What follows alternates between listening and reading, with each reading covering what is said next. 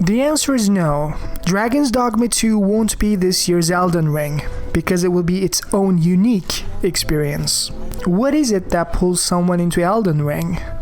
As a lore enthusiast myself, its world building comes to mind, but I might be biased here.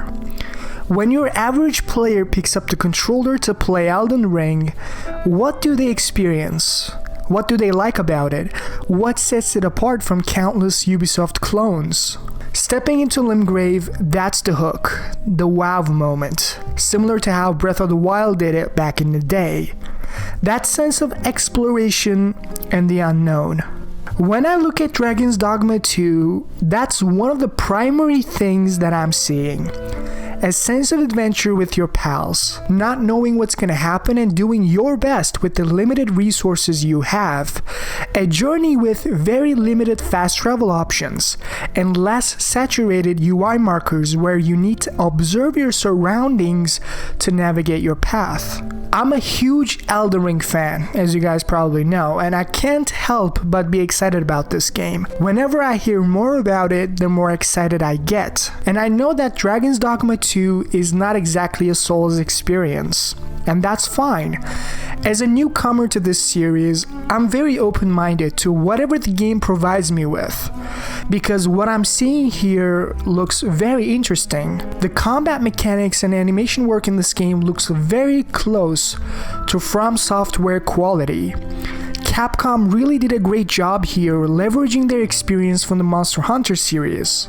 I want you guys to pay attention to how fluid and well made the animations are here, both on the protagonist and the enemy front.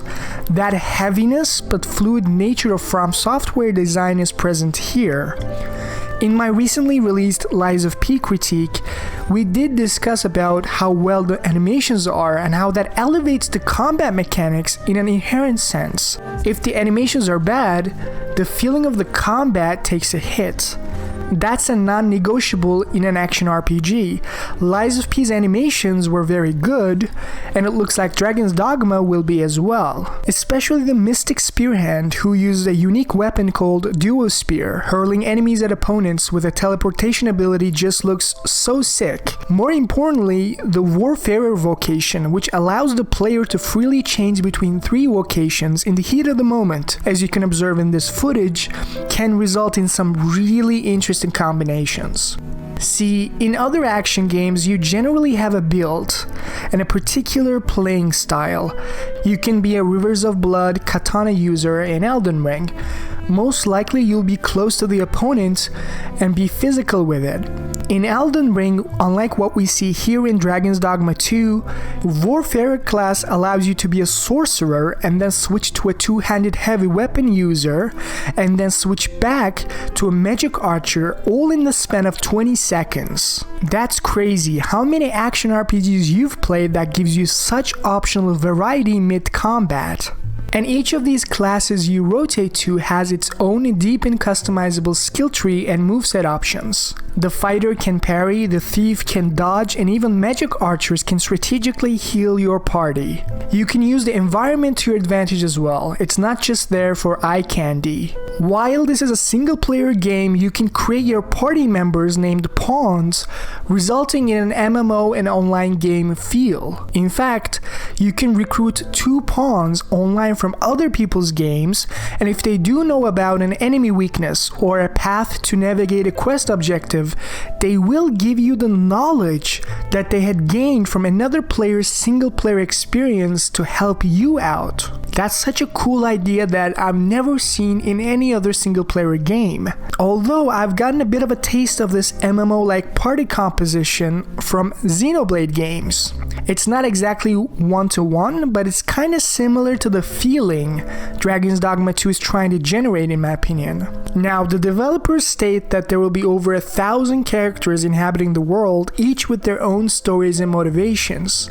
Now, that is some not so subtle marketing speech right there. That's obviously not the case, but it's at least good to know that there will be quests and dialogue interactions in the game. Surely, most of them won't be very unique, but those that are interesting provided you encounter them in an organic way in such a big open world, and how that quest makes you feel about the characters you're interacting with, now that can work. That can work, and that can actually add to its world building a lot. I want to discuss the frame rates on consoles. It's pretty clear at this point, at least in my mind, that due to the ambition of the open world and the quality of its textures, from what we've already seen in the footage, PlayStation 5 and Series X will hover around 30 to 45 FPS, depending on where you are in the game. And if you do have the privilege of a strong gaming PC around RTX 3080 or RX 6900 XT levels of performance, then I highly suggest playing the game on PC. The thing I'm trying to say here is that the specific mood Dragon's Dogma 2 generates and its unique proposition is very interesting to me.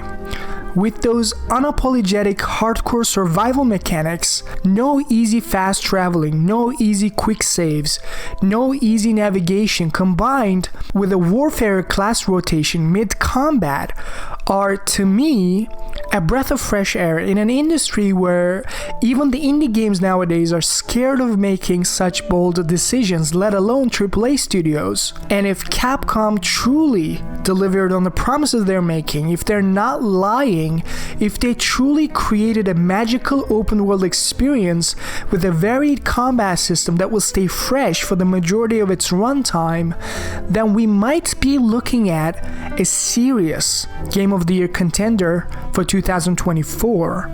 There is currently a free character creation system recently released free for all prior to launch, which enables you to transfer your build to the game on launch date. What's really cool to me is that your weight and height will have actual gameplay ramifications in the game. A more buff character will be a stronger fighter or be able to carry more in terms of equipment and items.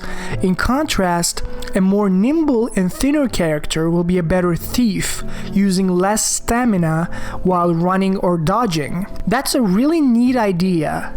This is my character Lila, she's a fighter, and this is my pawn Mesmer, a wise, kind-hearted soul who will support Lila with his magic on our adventure.